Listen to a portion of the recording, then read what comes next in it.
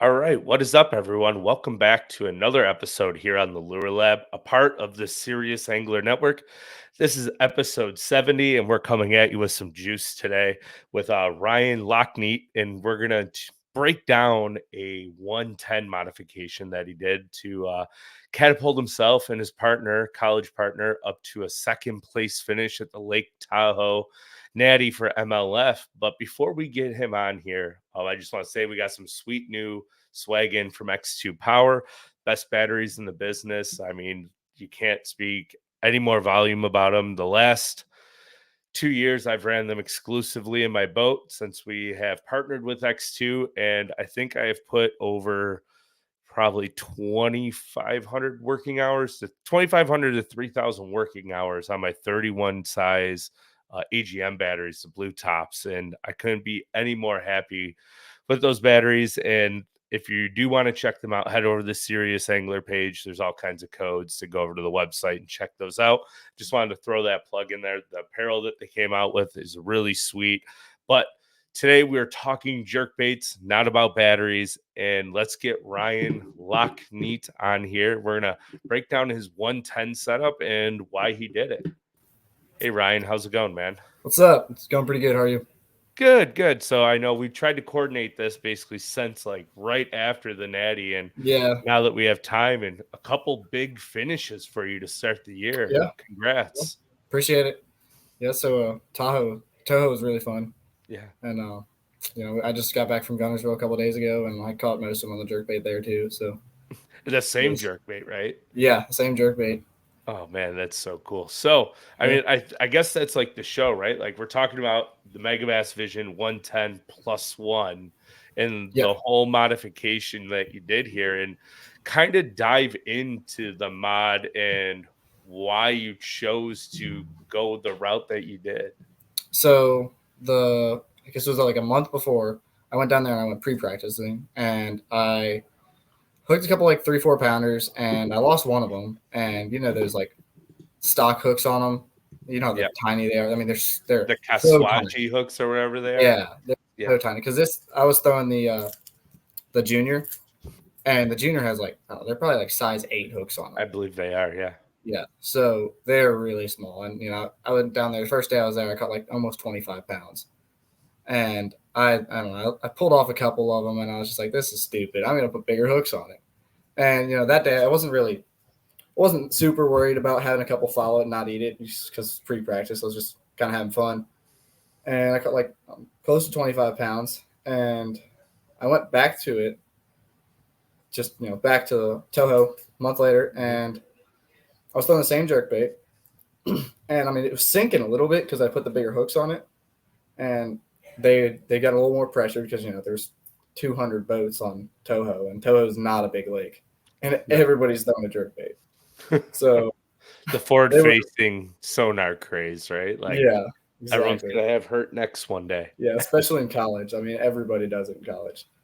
So I think it was after the first day of practice. I was in the hotel room, and I was like, we were just talking about stuff, and I was like, yeah, I put the bigger hooks on it because I didn't want to pull off any, and it sinks a little bit. And my buddy Drew Gill, he was like, well, just like make it not sink. And I was like, how am I gonna do that? And he's like, well, let's just put some of that cup over there on it. And I was like, that's stupid. And I thought about it. I was like, maybe it's not stupid. Let's try it. And he's like, yeah. I mean, it's not like they look at the top of the jerk bait. I mean, every time a fish comes up to it, I mean, it's just sitting like this, and they're right under it, so they're not going to look at the top of it anyway. Right. So it really doesn't matter. So I was like, all right, I'll try it.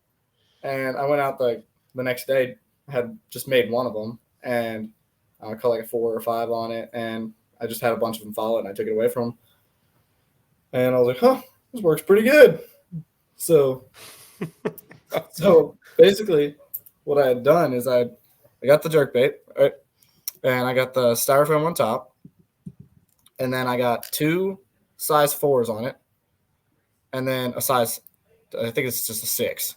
Is that the +1 junior with the Yeah, it's size a 4? +1 junior. Oh, those are big hooks for that junior. That's Yeah, sweet.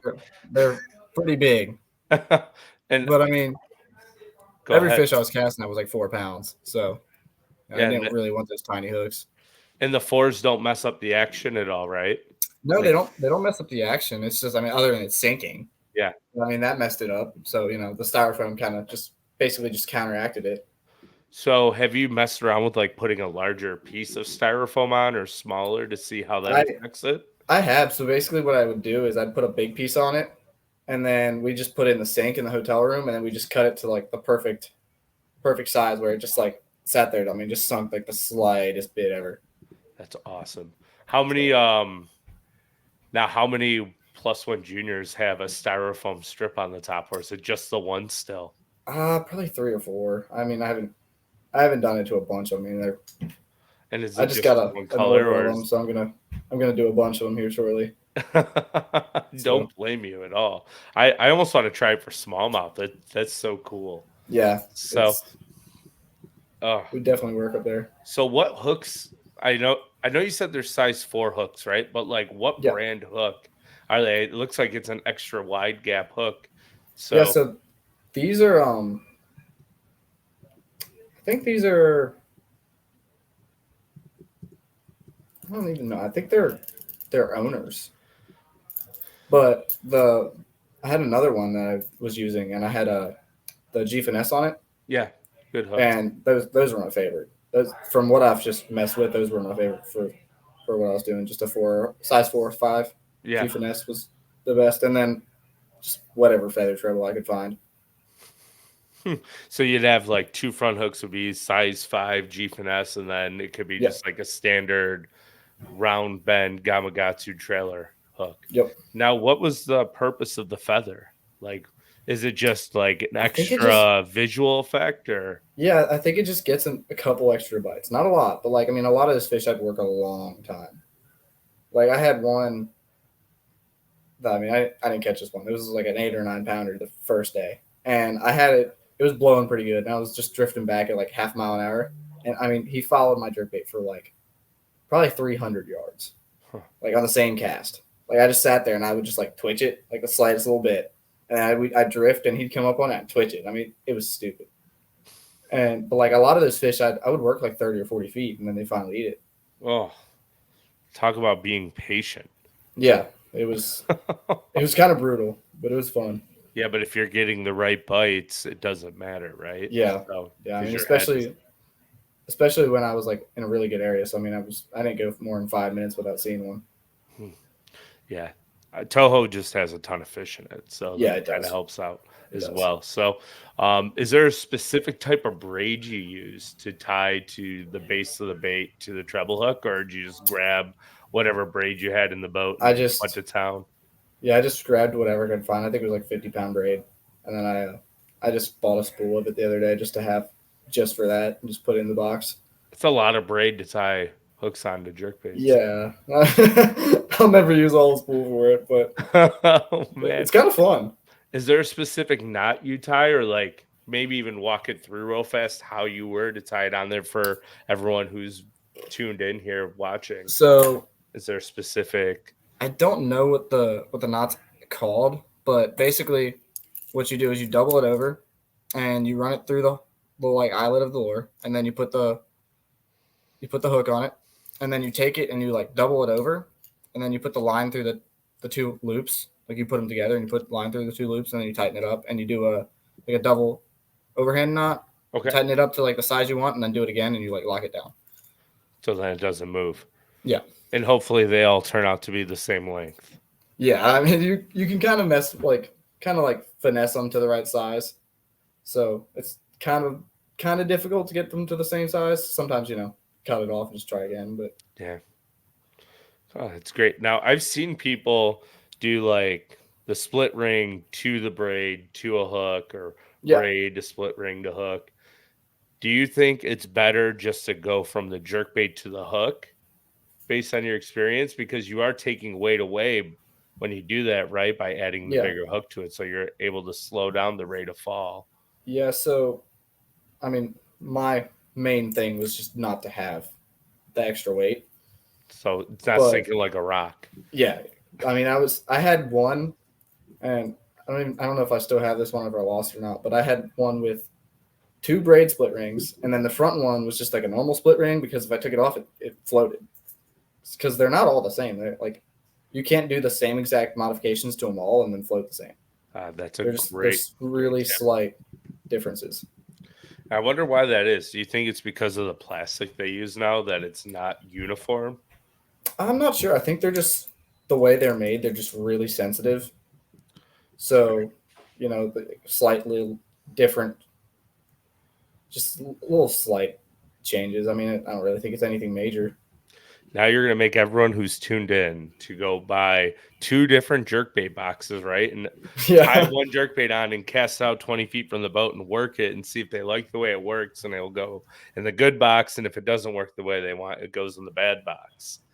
Yeah. Yeah. I mean, I've bought jerkbaits that were just like not good. Like I don't really know why. They just didn't run right. So, I mean, it could just be slightly different plastic or just slight different amount of Or the way it was plastic that were in poured the in the mold. mold. Yeah. Yeah.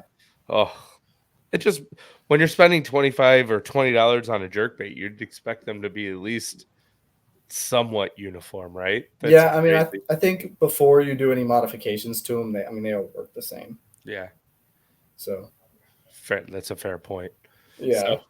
So I guess now, I'm the one messing them up. maybe. So have you tried it with like other colored jerk baits or just was that GP Pro Blue? So Pro Blue is just kind of my favorite colors. I mean, it's kind of everyone's favorite color, but I've tried it with a few different ones. Do you want to hear something funny? I don't think I own one Pro Blue jerk bait. Really? Yeah. For That is some funny. reason, up here, like in the Great Lakes, I don't know if you've ever fished up here or not, but our water is green. Yeah. And I feel like actually like the Pro Green ones work a little bit better up here than the Really? Pro Blue for some reason, unless we go inland to like the more tannic waters, and that Pro Blue really shines because Yeah. blue and tannic water tends to show white. Yeah. So, It shows really good. like colors up here would be like pearl albino work really well, and anything that's got chartreuse in it or something that's extremely flashy foiled, like Yeah. I can't think of the name. GG, I think it's black shad, deadly black shad. That's probably my Gotcha. favorite jerk bait up here. It just emits a ton of light and they can see it from a long distance. I Yeah. don't own too many translucent jerk baits. It's kind of crazy. Yeah. I mean, I don't know. I don't really know how much like slight differences would have really changed how many fish I would have caught. Yeah. But I think just being able to work a fish for so long without, just it sinking to the bottom and him just like the fish just losing interest. I think that's the most important part. Yeah. I'm still caught up on the whole styrofoam deal. That Yeah. like almost slightly ingenious, right? Like, have you heard of anyone else trying to throw glue styrofoam on the back of a bait? Like, have you tried it on anything else like crankbaits yet to make them suspend a little bit more? Because I wonder I how that would haven't. affect. Like, Yeah, I mean, I the- haven't really messed it with any other baits. One thing I did that was kind of funny is when I was at Gville, I found some fish on like a high spot and some brush piles, and they were sitting like, I don't know, 10, 12 foot, Mhm. and I couldn't get down to them. So I I had a jerkbait with styrofoam on the back, and I put one of those I don't remember what they're called, like little lead strips on the bottom, Yeah. and I ended up sinking it. So I basically just reversed it. So I didn't feel like taking the styrofoam off because I was just like, well, next time I throw it, I probably won't want it to sink. So I just stuck some lead on the bottom, and I don't know. I caught like most of my fish the last day off. There's like 2 brush piles on the high spot, just all on the jerkbait, sinking it. Oh my gosh. Well, what the classic when Hank Cherry won there, he was talking about how he made the bait slowly sink Yeah, as opposed to suspend or float. So yeah, essentially doing the same thing, but you're trying to sink it like a rock. yeah. I didn't want it to sink super fast because I still wanted to be able like to work them. Yeah. But I mean, I had it sink just enough where I like after like 30 seconds, it'd be where I'd want it, and basically I'd get it to like 8 or 9 foot, and they'd see it at like 10, 12, 13, wherever they're sitting, and they'd just tilt up a little bit, and then you spark their interest, and you can just start working them all the way back to the boat. I worked one from like 80 foot out all the way to like 5 foot under the trolling motor, and he finally bit it. It was like a 3 1/4 spot. Oh my gosh. That's It was just pretty unreal. cool. So let me guess, at this point you have 3 jerkbait rods on deck. One standard, right? You have one styrofoam cup mod, and then you have a styrofoam cup mod with a lead strip to sink it. I don't. I don't know. I probably will start doing that, but I kind of like to stick with something until and just like work it until I think it's the best for what I'm doing. Fair Kind enough. of just like have one thing or like one version of something and just tweak it until I like what it's doing or like how the fish reacts to it. Keep it simple. Modify Yeah, it, but keep it simple. yeah. I like that I think process. the only thing that I really will like have two of the same thing is like a Demiki. Like I'll have like a 16th and like a quarter. Yeah. So if I see one floating like 4 foot under the surface, I'll throw the light one at it. And if I see one like 30 foot down, I'm not going to wait 2 minutes for my 16th ounce Demiki to get down to him. Yeah, that's pretty counterproductive. Yeah. But kind of we're gonna wrap it up here and let you get back to college and everything, right? But because I think we got the general basis of the modification down, which is Yeah. awesome, and I want to thank you for coming on. But what is like your jerkbait setup? Because it seems like everyone these days has their own setup because of forward-facing sonar and the way they want to work the bait. So like your rod, reel, gear ratio on the casting reel, or if you use the spinning rod, who knows? Yeah. And then fluorocarbon line, like what pound test? So I was just throwing a 7 foot rod, just like a 7 foot jerkbait rod with a lose light, and it was a 7.5 to 1 gear ratio, and I was throwing like 12 pounds on the line.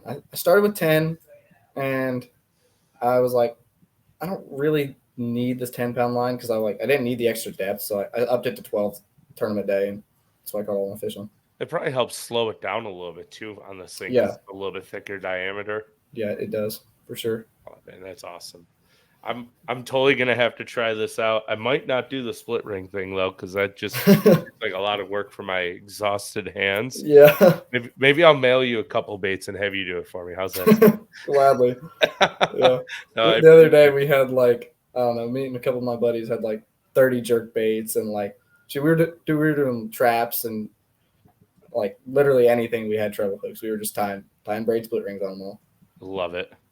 So, you put it on traps too, like the braid Yeah, split ring? we've been experimenting with like all kinds of stuff, crankbaits, traps, top waters. I mean, we got them all set up. So Now, do you feel like you lose less fish because of the braid split rings? I think so. I mean, you have so much like, I mean, Because it I can could take turn. this and just spin it Yeah. for like 3 or 4 whole times before it stops. I mean, I just can't really do that with a normal split ring. So I like it. Well, Ryan, I appreciate your time, man. yeah, I wish you the best of luck. I'm sure you got some derbies coming up here soon, and yeah, best of luck in class and not thinking about fishing because, as we all like to go fishing, right? It's all we can think about yeah. 24/7. So I wish you the best of luck in the studies. Wish you the best of luck the rest of the year. We'll be following along and watching, and go win one. All right, I'm gonna try. I All right, appreciate you buddy. having me on. Yeah, thank you for coming on, and Yep. thanks for taking the time. And we'll chat soon. All right, sounds good. All right, man. All right, everyone. Well, thanks for tuning into this week's episode here on the Lure Lab and talking about the Chick-fil-A Styrofoam Cup modification and everything else that you can do to a Vision 110 Plus One Junior. That's pretty sweet. For some reason, I thought it was the big Plus One, but the Junior makes it even more exciting to mess around with because that's a size that I use a lot for the smallmouth up here in the north. So I think I'm going to have to mess around with this modification and report back to everyone and see how it works for our smallmouth. But if you are tuned in on YouTube, down in the description is the product list for all these baits that take you right over to Omnia. And then to check out, you can type in Series 10 and save 10%. I'm not sure if it works on Megabass. I don't think it does. But if you're on MP3, please leave us a review for everyone who's tuned in. We appreciate that. It allows more viewers to see this podcast. And we just generally enjoy reading all the reviews that everyone leaves. And on YouTube, again, if you're new here, hit that subscribe button. Leave a comment down below if you do any Vision 110 or jerkbait modifications. I love to hear them, maybe even what your favorite color is. And stay tuned for next week's episode, and we will see you on Saturday.